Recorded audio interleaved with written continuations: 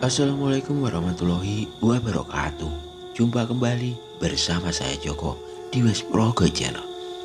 Untuk cerita kali ini akan melanjutkan cerita Jatmiko series bagian kedua dengan judul Mayat yang Terpotong di Hutan Jati.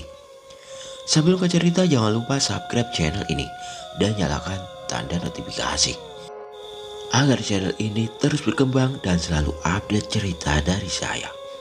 Bagi teman-teman yang ingin membacanya langsung ceritanya, linknya di kolom deskripsi. Langsung saja kita dengarkan ceritanya. Menurut kedua orang tuanya, Johan meninggalkan Jatiwaru 10 hari yang lalu. Mereka tidak tahu kemana anak itu pergi. Aneh, dan aku juga curiga, kata Parmin sambil melangkah mundar-mandir dalam kamar tidurnya yang besar. Sementara istrinya Sulastri duduk merendah dekat jendela. Kau curiga, Pak? Dengan siapa kau curiga? Bertanya Sulastri. Dengan siapa lagi kalau bukan dengan si Johan? Sejak dulu aku tidak suka dengan anak itu. Tapi kau selalu membelanya, mengatakan Johan adalah calon suami yang paling cocok untuk Galuh. Padahal dia adalah pemuda begajulan. Pekerjaannya tidak sesuai dengan status sosial kehidupan keluarga kita. Hanya kebetulan saja dulu kakeknya pernah jadi kepala desa di Jatiwaru, kata si Parmin. Tentunya kau punya alasan mencurigai pemuda itu, jawab Lastri. Aku yakin anak gadis kita telah dibujuknya untuk kawin lari, karena dia tahu aku tidak suka kalau dia menjadi menantuku. Sulastri terbatuk beberapa kali lalu berkata, sulit bagiku mempercayai bahwa Johan mau melakukan apa yang kau katakan itu, jawab Lastri. Lalu kemana dia menghilang dan kemana lenyapnya anak gadis kita, tugas Parmin. Sulastri meletakkan rendahnya di atas pangkuannya, matanya menerawang jauh. Sekarang kita mundur ke belakang sebelum Galuh meninggal. Parmin dan istrinya sama-sama memandang pada putri mereka satu-satunya dengan mata tidak berkedip dan wajah yang menyatakan keheranan. Banyak keanehan yang terjadi akhir-akhir ini pada dirimu, Galuh, kata Parmin pada putrinya. Galuh hanya bisa menatap wajah kedua orang tuanya sesaat lalu menundukkan kepala. Sang ibu sesekali batuk. Setelah mengurut dadanya, perempuan itu memegang lengan anak gadisnya. Lalu ia berkata, anakku, kami berdua tidak merasa heran jika kau mengatakan telah tertarik pada seorang pemuda. Memang, terus terang, kami memang sangat mendambakan agar kau segera menemukan seorang calon suami. Meskipun sekarang kau masih kuliah, katakan pada kami siapa pemuda kekasih hatimu itu, jawab Sulastri. Batalkan saja niatmu untuk memperkenalkan pada kami jika pemuda itu hanya orang biasa. Bapakmu ini orang terpandang di desa Panda ini, seorang tuan tanah yang tersohor dan dihormati, jawab Parmin. Galuh terdiam dari kursinya. Kepala ditundukkan dalam-dalam, suaranya terdengar lirik. Pemuda kekasih hati saya bernama Johan. Dia berasal dari desa Jatiwaru dan sekarang dia bekerja di sebuah peternakan ayam. Sudahlah anakku, satu hal yang harus kau ingat, kami orang tuamu tidak akan menjodohkanmu dengan seorang pemuda gelandangan. Kami lebih suka kau menjadi seorang perawan tua seumur hidup daripada punya menantu yang memberi malu dan menurunkan derajat kami, jawab Parman. Berubahlah paras Galuh mendengar kata-kata ayahnya itu. Kedua bola matanya tampak seperti membesar dan mengeluarkan sinar yang sesaat sempat membuat ayah dan ibunya tercekat. Gadis ini bangkit dari kursinya. Ayah dan ibu terlalu diperbudak oleh kedudukan, jabatan, tingkatan dan derajat. Ayah dan ibu lupa Semua manusia dilahirkan sama, terbuat dari darah dan daging. Dan saya benar-benar tidak mengerti ada orang tua yang lebih suka melihat anak gadisnya menjadi perawan tua hanya karena gila jabatan dan derajat. "Galuh!" teriak Parmin dengan keras. Galuh sendiri saat itu sudah bangkit berdiri, lalu bergegas masuk ke dalam kamarnya. Pintu dikuncinya dari dalam. Sunyi sesaat, lalu terdengar suara isak tangisnya. Parmin dan istrinya berusaha masuk ke dalam kamar dan mengetuk pintu berulang kali. Tapi Galuh menutupi wajahnya dengan bantal dan menangis lebih keras. Parmin menggelengkan kepala. Kedua suami istri itu saling pandang beberapa seketika. Pengusaha sekaligus tuan tanah ini akhirnya mengangkat bahu dan berkata, "Biarkan saja, nanti kalau dia sudah tenang pasti mengerti sendiri. Saya rasa ada baiknya kau menemui pemuda itu, Pak, agar semua lebih jelas dan terang benderang. Galuh tidak akan bersikeras seperti ini jika memang pemuda yang bernama Juan itu memang telah membuat hati anak kita jatuh cinta," berkata sang istri. Paras Parmin tampak berubah. Dia menatap istrinya sesaat lalu berkata, Nah, rupanya hatimu sudah mulai mendua. Kalau kau memang ingin bermantukan seorang rendahan yang hanya bekerja jadi buruh di peternakan, silakan kau temui dan bicara sendiri dengan Johan." Setelah berkata begitu, Parmin meninggalkan istrinya, masuk ke dalam kamar tidur sambil membanting pintu. Kini tinggal sang istri yang tegak sendiri, termangu-mangu di depan pintu. Sesaat kemudian, dia kembali mengetuk pintu kamar anak gadisnya itu. Tapi tetap saja tidak ada jawaban. Perempuan itu akhirnya masuk ke dalam kamar menemui suaminya. "Yang saya takutkan, Pak, jika kita terlalu keras, saya khawatir anak itu akan melarikan diri, minggat dari rumah ini. Kita juga nanti yang akan malu," jawab Sulastri. "Kalau dia memang mau minggat, aku tidak akan mencarinya. Mungkin itu lebih baik. Aku tidak takut kehilangan anak daripada menerima malu besar. Kalau dia kabur bersama pemuda itu, akan kubunuh kedua-duanya," kata Parmin dengan wajah keras membesi. Istri Parmin tidak bisa memincingkan matanya, sementara suaminya sudah tertidur ngorok di sebelahnya. Wajahnya yang pucat karena penyakit batuknya yang hampir setahun ini menderanya menjadi tambah pucat. Pikiran perempuan ini masih mengingat pada ketegangan yang terjadi antara dia dan suaminya. Di satu pihak dengan putri mereka Galuh. Setelah bolak-balik beberapa kali, akhirnya perempuan itu turun dari tempat tidur. Di luar kamar, dia termenung sesaat sebelum kemudian melangkah menuju kamar tidur anaknya. Dia tahu Galuh telah mengunci kamar itu dari dalam. Tapi entah mengapa dia tidak mengetuk pintu, melainkan langsung membukanya. Agak heran ternyata dia mendapati pintu kamar tidak dikunci. Perempuan ini masuk ke dalam. Kamar berada dalam keadaan gelap. Namun cahaya rembulan yang menyeruak masuk lewat lubang angin cukup membantu hingga dia dapat melihat keadaan seisi kamar. Di atas ranjang sama sekali tidak ada sosok tubuh putrinya. "Kemana anak itu?" bertanya Sulastri dalam hati. Diperiksanya kamar sekali lagi. Setelah memastikan Galuh tidak ada dalam kamar, perempuan itu cepat keluar. Dia memeriksa seluruh rumah. Anak gadisnya tetap tidak ditemukan. Dia segera menuju pintu ke depan, membuka dan melihat keluar. Penjaga di pintu gerbang tampak tertidur pulas. Perempuan ini tidak dapat lagi menahan rasa khawatirnya.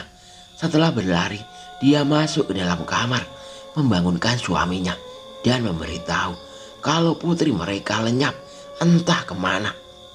"Jangan-jangan dia telah diculik pemuda dari desa Jatiwaru itu, Pak," kata istri Parmin. Rumah kediaman pengusaha kaya raya itu menjadi heboh. Semua anak buahnya dipanggil. Setelah dimaki habis-habisan, mereka diperintahkan untuk segera mencari Galuh. Namun orang-orang itu termasuk Parmin sendiri tidak tahu harus mencari kemana. Supri si sopir tua itu bingung. Malam itu sebelumnya putri majikannya itu telah menemuinya dan menanyakannya apakah dia bersedia mengantarkannya ke desa Jatiwalu untuk bertemu dengan pemuda bernama Johan. Kini kalau tiba-tiba lenyap, jangan-jangan dia mencari pemuda itu ke desa Jatiwalu. Mbak Galuh, kenapa senekat itu dirimu? Gerak-gerik sopir tua yang tidak seperti biasanya terlihat oleh Parmin. Lelaki itu menjadi curiga. Dia menghampiri orang tua itu dan berkata, "Pak Supri, sikapmu agak lain kulihat. Aku rasa kau tahu apa yang terjadi dengan anakku. Selain kami orang tuanya, kau adalah orang yang paling dekat dengan Galuh. Apa yang kau ketahui, Pak Supri?" Saya tidak tahu." Sopir tua itu bukan saja jadi gugup, tetapi juga mulai ketakutan. Saat itu tiba-tiba terdengar raungan mesin motor mendekat. Ada seorang yang datang, seru seorang anak buah Parmin. Semua orang yang ada di serambi rumah serentak berpaling ke arah pintu gerbang. Sebuah motor Honda CB berwarna merah ditunggangi dua orang memasuki halaman dan sampai tangga depan serambi. Semua orang karuan saja jadi terkejut karena yang duduk di sebelah belakang adalah Galuh sendiri. Sedang di sebelah depan yang memegang kemudi adalah seorang pemuda berjaket kulit dan berambut ikal sebau. Parmin melompat dengan cepat, dipegangnya tangan putrinya, lalu diturunkan ke tanah. Sepasang matanya memperhatikan sekujur tubuh anaknya yang mulai dari rambut sampai ke kaki. "Galuh, kau tidak apa-apa? Kau barusan kemana?" Gadis itu tidak menjawab. Ibunya sudah sampai pula di tempat itu, memeluknya lalu membimbingnya ke dekat tangga serambi. Parmin kini membelalak memandang pada si pemuda yang telah turun dari atas motornya. Pemuda inilah yang bernama Johan. "Kau siapa?" bentak Parmin dengan keras sekali. Johan segera berjalan menghampiri. Dia membungkuk dengan sikap hormat. "Saya Johan, saya," jawab Johan. Belum sempat dia meneruskan ucapannya, Parmin sudah mendamprat. "Jadi kau pemuda gelandangan dari desa Jatiwaru? Ayah, jangan menghina dia." Tiba-tiba terdengar teriakan Galuh. Parmin melotot ke arah anaknya. Hampir terlontar makian dari mulutnya. Dengan suara bergetar, dia berkata, "Kau membelanya? Benar rupanya kau menyukai pemuda ini. Anak tidak tahu diri, memberi malu pada orang tua." Parmin berpaling pada Johan. "Berani kau main gila dengan anakku? Kau bawa anakku di malam buta, lalu kau kembalikan lagi dengan cara seperti ini. Benar-benar kurang ajar. Kupecahkan kepalamu." Parmin melompat ke hadapan Johan. "Maaf Pak, biar saya jelaskan dulu," kata Johan. Namun jotosan Parmin sudah menghantam pipi kanan lebih dulu. Brak! Johan terjajar dan terpuntir ke belakang. Pipi kanannya tampak memar merah dan bengkak. Galuh berteriak dan lari dari pegangan ibunya. Dia cepat memegang pinggang ayahnya ketika lelaki itu hendak mengajar Johan kembali. "Jangan, ayah, jangan pukul dia. Dia yang menolong saya," isak Galuh. "Menolongmu? Dia, gelandangan ini? Apa yang sebenarnya terjadi, anakku? Dia membawamu dari rumah ini, lalu kau bilang dia menolongmu." "Tidak, saya pergi dari rumah. Saya mau sendiri. Saya tidak sadar apa yang saya lakukan. Ketika dia menemui saya, dia lalu membujuk saya untuk pulang kemari." "Ceritamu tidak masuk akal. Kau mengarang. Kau pasti telah diguna-guna hingga bisa keluar malam-malam untuk menemuinya. Pemuda jahanam, apa yang telah kau lakukan pada anak gadisku?" teriak Parmin. Parmin mendorong Galuh ke samping, lalu dia menyerbu Johan dengan ganas. Si gadis menjerit keras. dia melompati antara ayahnya dan pemuda idamannya itu. Galuh yang sudah tahu jika ayahnya itu telah kalap dan takut Johan akan mendapat celaka, cepat menghalanginya. Kedua tangannya dirangkulnya dengan tubuh ayahnya hingga lelaki ini kini jadi sulit bergerak. "Anak setan, lepaskan rangkulanmu," teriak Parmin, "atau kepalamu ikut aku pecahkan saat ini juga." "Jangan ayah, dia tidak bersalah. Dia tidak melakukan apa-apa," teriak Sulastri. "Anak setan, siapa percaya ucapanmu?" Parmin menggerakkan tubuhnya, tapi Galuh pun mengencangkan rangkulannya hingga lelaki itu tidak bisa berbuat banyak selain membentak dan memaki habis-habisan. "Johan, pergilah, cepat lari," teriak Galuh. Gadis ini khawatir dia tidak bisa bertahan lama sebelum ayahnya melemparkannya ke tanah. Johan sesaat masih tertegak di tempat itu. Pipinya yang memar masih sakit, tapi hatinya lebih sakit lagi diperlakukan dan dihina semena-mena seperti itu. "Johan, lari!" teriak Galuh sekali lagi. Johan hanya termangu sesaat. Setelah itu pemuda itu putar badan, lalu melompat naik ke atas motornya. Sekali genjot, motor merah itu segera melesat cepat dari tempat itu, menyisakan kepulan asap putih yang berpendar-pendar tertiup angin. Suara mesin itu lama-lama mengecil, lalu tidak terdengar sama sekali. "Anak kurang ajar," Hardi Parmin marah. Tangan kanannya melayang dan plak, tamparan mendarat di pipi Galuh yang sampai saat itu masih memeluk tubuhnya. Darah kelihatan mengucur di sela bibirnya sebelah kiri. Perlahan gadis ini lepaskan pegangannya, lalu melangkah pergi. Air mata berderai deras dari kedua bola matanya. Sekarang kita kembali ke dalam kasus. Di dalam kedai yang tidak seberapa besar itu, hawa terasa hangat dan pengap. Padahal di luar hujan rintik dan angin bertiup cukup keras. Jatmiko seharusnya sudah sejak tadi meninggalkan kedai dengan perut yang kenyang. Jatmiko meletakkan gelas kopinya ke atas meja perlahan-lahan. Dua orang lelaki yang memakai jaket hitam duduk tepat di hadapannya. Dua orang lelaki ini tidak henti-hentinya mengembuskan asap rokok dari rongga mulutnya. "Ah, kalian ini sudah mirip kereta api berasap terus." Sementara yang disindir hanya tersenyum kecut. "Mau bagaimana lagi Pak Jatmiko? Kalau tidak ngebul, mulut terasa sangat asam. Apalagi kita lagi menangani kasus pembunuhan yang sampai hampir 2 minggu ini belum ada titik terang sama sekali." Jatmiko menarik napas panjang. Lalu lelaki itu berkata, "Sebenarnya kemarin ada 2 orang yang mendatangi rumah sakit, di mana di tempat jasad itu terpotong masih tersimpan. Mereka datang untuk menyaksikan mayat potong 11 itu. Mereka adalah 2 keluarga yang mengatakan kehilangan anak gadisnya masing-masing sejak beberapa minggu yang lalu. Namun semua yang datang itu, walau wajah mayat tidak lagi bisa dikenali, dari ciri-ciri yang lain, 2 keluarga itu sama memastikan bahwa korban bukan anak gadis mereka. Rupanya kabar ditemukan mayat terpotong di hutan jati sudah tersebar ke berbagai penjuru," ujar Pak Harman.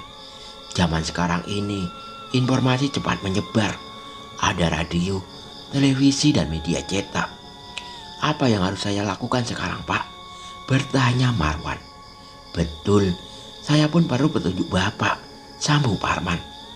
"Memang kini hanya kalian berdualah yang menjadi tumpuan untuk meneruskan penyelidikan, mencari tahu siapa korban, dan yang paling penting mencari pelaku pembunuhan yang keji ini," menjawab Jatmiko sembari membetulkan kerat jaket hitamnya. "Kau tahu apa nama desa ini?" "Desa Pandak, Pak.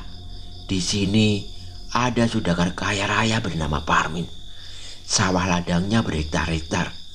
Hujan yang tadinya hanya rintik-rintik turun dengan deras seperti tercurah dari langit.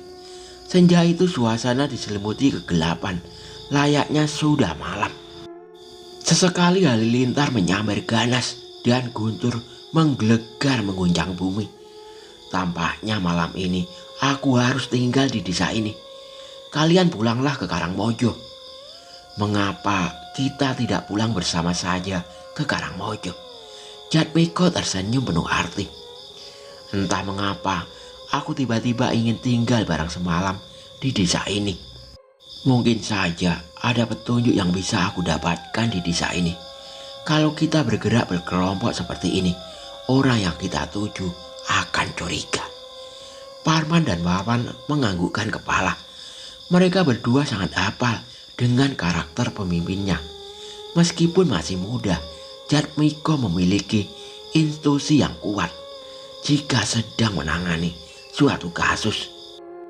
Nah, sekarang kalian pulang ke Karangmojo. Tunggu kabar dari aku, jawab Jatmiko. Dua orang polisi itu segera beranjak dari tempat duduknya. Tangan Marwan akan melambai ke arah pelayan. Akan tetapi Jatmiko segera melarangnya. Sudah, biar aku saja yang membayar. Kalian segera pulang, mumpung hari belum semakin gelap. Terima kasih Pak Jatmiko. Berlari-lari kecil kedua polisi itu menuju ke arah mobil Suzuki katanya yang terparkir tidak jauh dari muka warung itu. Tidak berapa lama mobil itu bergerak perlahan membelah hujan yang mulai lebat. Kopinya tambah Den, jawab pelayan. Jatmiko berpaling. Pelayan perempuan parubaya itu memakai baju terusan coklat menawarkan minuman lagi. Cukup. Perut saya sudah kenyang. Maaf Bu, di sini yang ada penginapan di mana ya? Tanya Jatmiko. Kebetulan di belakang kedai kami ini ada penginapan sederhana. Kalau Aden mau, mari silakan saya antar ke belakang. Kebetulan masih ada beberapa tempat yang kosong. Baiklah, terima kasih Bu. Mari saya antarkan. Jatmiko berdiri dan melangkah mengikuti perempuan parubaya itu. Di bagian belakang rumah makan itu penginapan. Sebuah kamar berjajar rapi, sekitar 9 kamar, membentuk huruf U. Di depan masing-masing kamar terdapat taman kecil dengan bunga yang beraneka warna. Di tengah penginapan ada sebuah kolam ikan kecil. Beberapa ikan emas berukuran sedang tampak berenang dengan gembira, seperti tidak mempedulikan hujan deras yang mengguyur. Sementara satu kursi panjang terpampang di serambi kamar yang hanya berukuran kecil. Setelah mengantar Jatmiko, pelayan warung itu kembali ke depan. Jatmiko lalu merebahkan tubuhnya di atas ranjang dengan spray yang berwarna biru.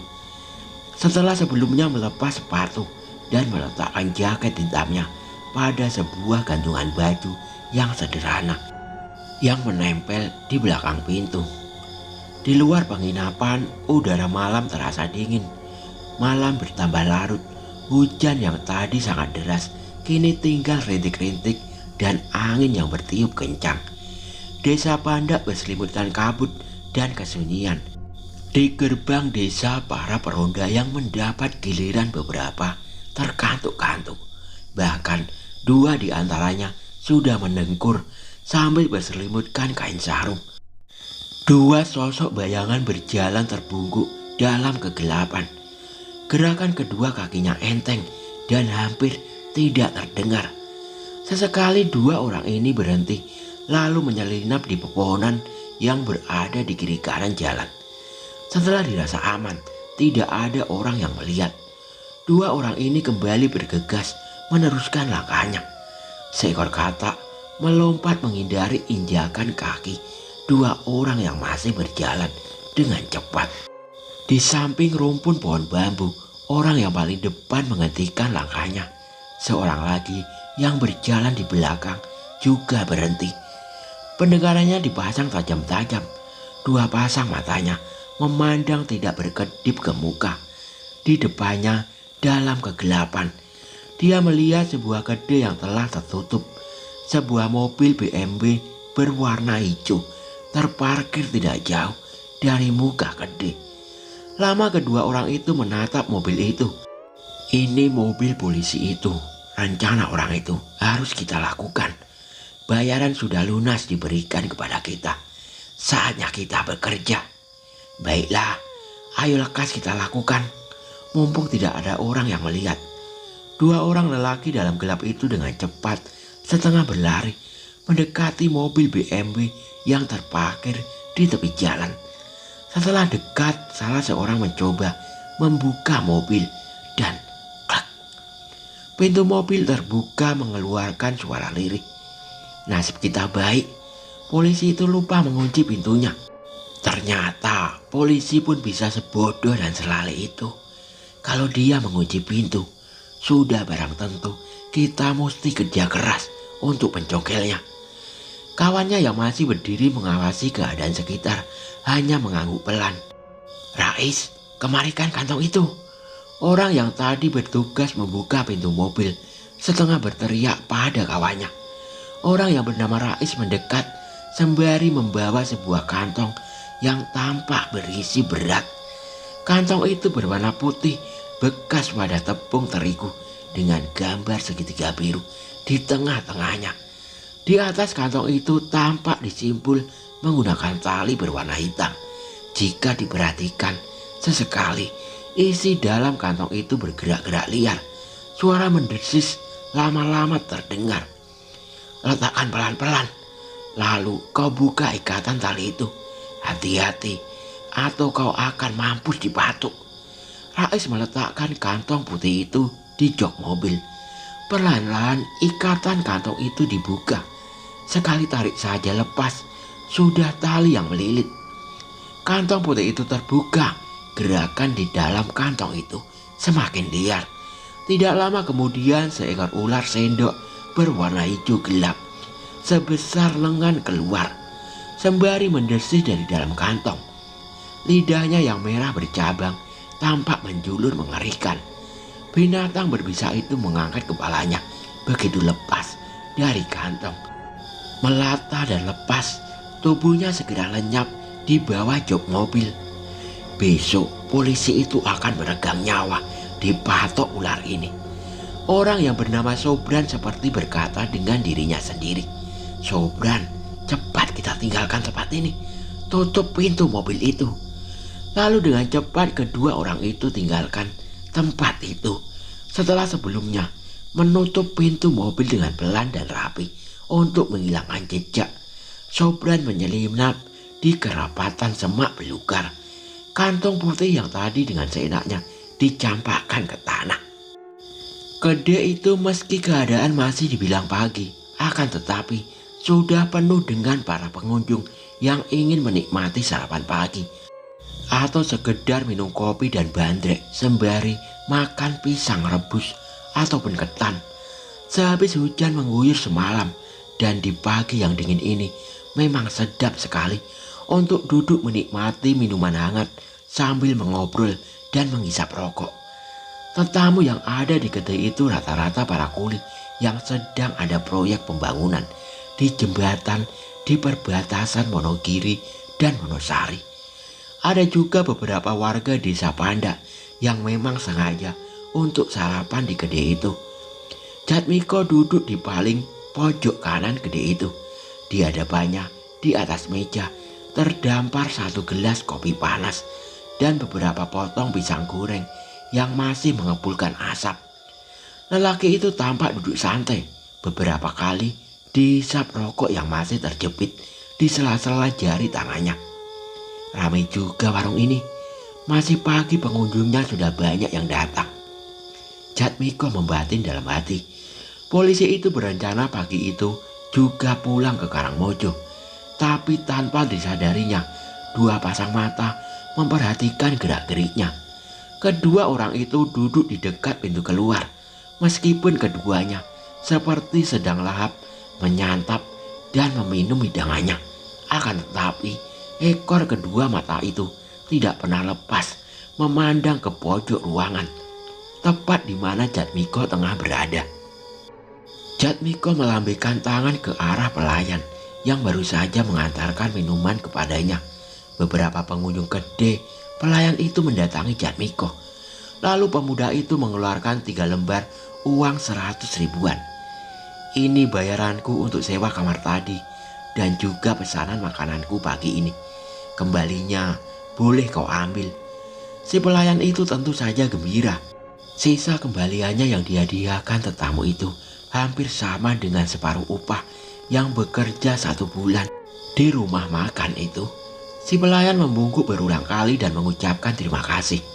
Setelah membayar, Jatmiko segera beranjak dari tempat duduknya. Rokok yang masih tersisa separuh batang itu dimatikan ke dalam asbak dari tanah liat di atas meja. Langkah Jatmiko gonte menuju ke arah mobilnya yang terparkir di depan warung. Mobil BMW berwarna hijau itu basah terguyur hujan. Kacanya nyaris semua tertutup embun. Jatmiko meraup kantong jaket hitamnya. Dikeluarkan kunci kontak mobil.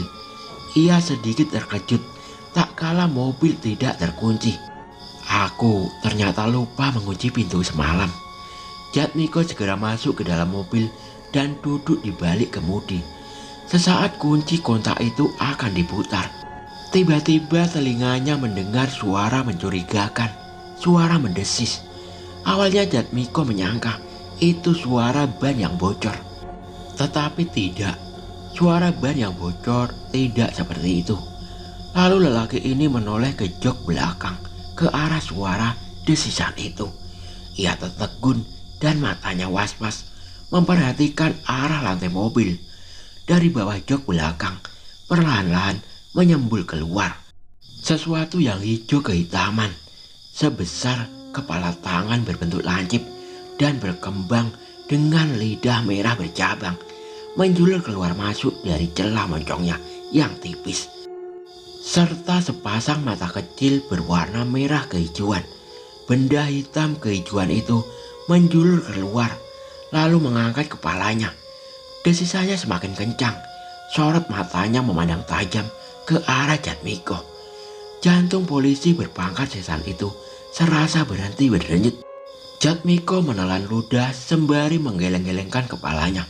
Berpikir keras, timbul pertanyaan, bagaimana seekor ular sendok yang lingkaran tubuhnya sebesar lingkaran orang dewasa bisa masuk dan terperangkap di dalam mobil. Perlahan Jatmiko meraba gagang revolver yang terselip di genggangnya. Tetapi untuk mencabut dan menembak ular sendok di dalam mobil itu tentu akan membuat keributan dan kekacauan. Para penduduk tentu akan berduyun-duyun mengerumuninya saat mendengar suara letusan. Diurungkannya mencabut revolver. Perlahan Jatmiko keluar dari mobil. Dibukanya pintu belakang mobil dengan sangat hati-hati. Setelah pintu terbuka, ular sendok itu kembali mengangkat kepalanya tinggi-tinggi. Jatmiko mundur selangkah. Ia menarik napas panjang untuk menekan kegugupan. Ia sadar jika salah bertindak sudah barang tentu ia akan mati dibatuk ular berbisa ini. Ular sendok itu mendesis keras semakin meninggikan tubuhnya dan siap mematuk. Tak kala Jatmiko mulai mendekat ke arah pintu mobil. Sangat hati-hati agar gerakannya tidak menarik perhatian ular itu.